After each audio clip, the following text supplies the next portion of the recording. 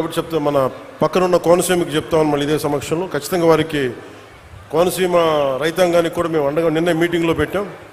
అలాగే మీకు సంబంధించి ఆ శివాలయానికి కూడా నిధులు ఏర్పాటు చేస్తాం. మన మనసు ఎంత మంచిది అంటే తెలుగు వాళ్ళ ఐక్యత, తెలుగు వాళ్ళ మనసు. నేను మొన్న కొండగట్టు ఆంజనేయ స్వామి నాకు అపారమైన నమ్మకం. తెలంగాణలో ఉన్న కరీంనగర్ కొండగట్టు ఆంజనేయ స్వామి మీద ఆయన పునర్జన్మనిచ్చిన వ్యక్తి.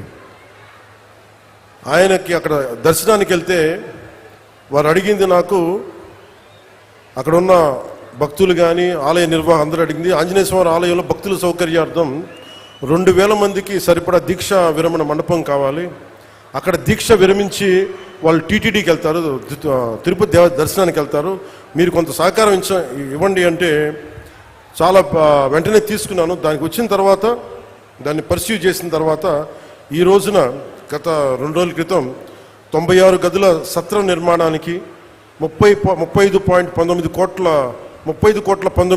వ్యయంతో టీటీడీ బోర్డు ఆమోదం తెలిపింది.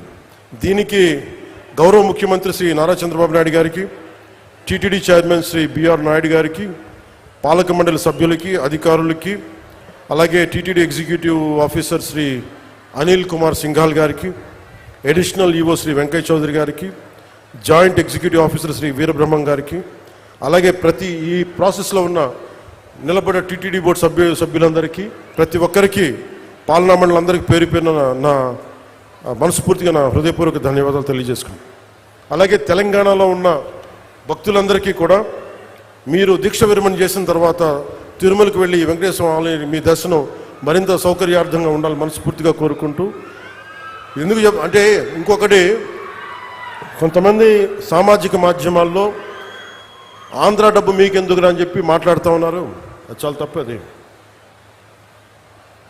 హైందవ ధర్మం ఎక్కడున్నా, భారతదేశం ఎక్కడున్నా, అది ఆంధ్ర ఇలా ప్రాంతీయతలు పట్టుకురాకండి. హైందవ ధర్మం ఎక్కడున్నా హైందవ ధర్మాన్ని కాపాడుకుంటుంది.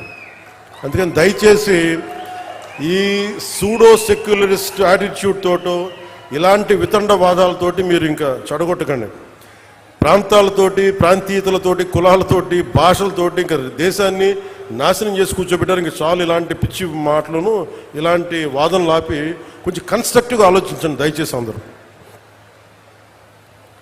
అలా మీ అందరికి కూడా ప్రత్యేకించి ధన్యవాదాలు తెలుపుకుంటూ, నాకున్న కోరిక ఒకటే,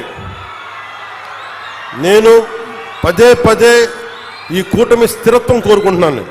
ఈ కూటమి స్థిరత్వం, నేను చాలా బలంగా ఉంటాను. పోలీసు కూడా నిన్న అధికారి సీఎం గారు కూడా చాలా సెలవు ఇచ్చారు. మీకు ప్రజలకి కష్టం కలిగితే ఏది కూడా సహించం. అలాగే మీరు కూడా ముఖ్యంగా యువతకి, నిన్న ఎస్పీ కాన్ఫరెన్స్లో లా అండ్ ఆర్డర్ టైంలో మీ గురించి ఒకటి వచ్చింది. ముఖ్యంగా బైకులు వెళ్ళే యువతకి 60% యాక్సిడెంట్స్, 100% యాక్సిడెంట్లో 60 నుంచి 70% బైక్స్ వల్లే జరుగుతుంది.